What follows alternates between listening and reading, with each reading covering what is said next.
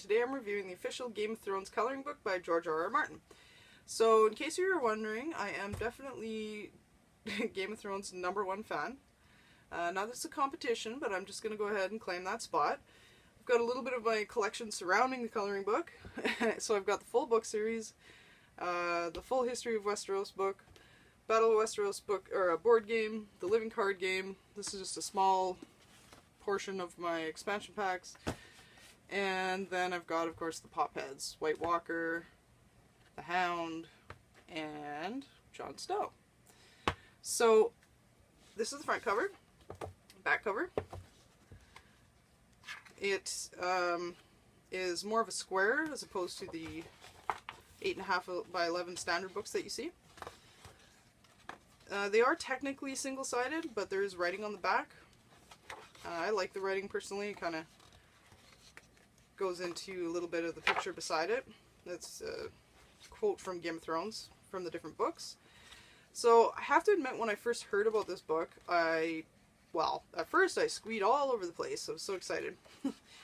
But then I was a little bit disappointed because I heard whispers that there were a lot of portrait style pictures in it. So when I first saw it at the bookstore, I almost didn't pick it up because I was too afraid to look and be like, oh no, there's so many portrait pictures in there, now I can't buy it. But I did end up picking it up anyway, thankfully, and discovered that though there are portrait pictures, it's definitely not overbearing, and the portrait pictures that are in here, there's lots of background to color with it as well, so it's not just a huge picture of a person, then you have to deal with all that skin tone. I'm not a skin tone person.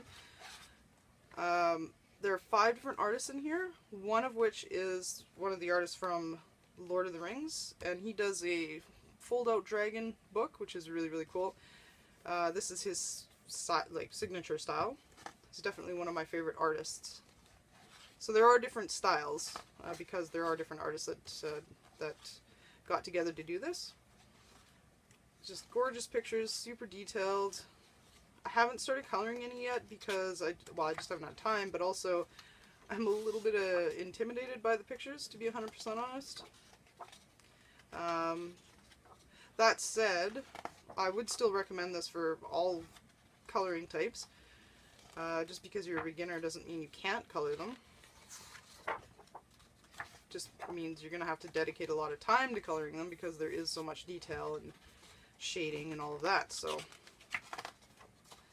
that's the whole book, and at the back it just says a little bit about the author and then a little write-up and where you can find all 5 artists that were involved.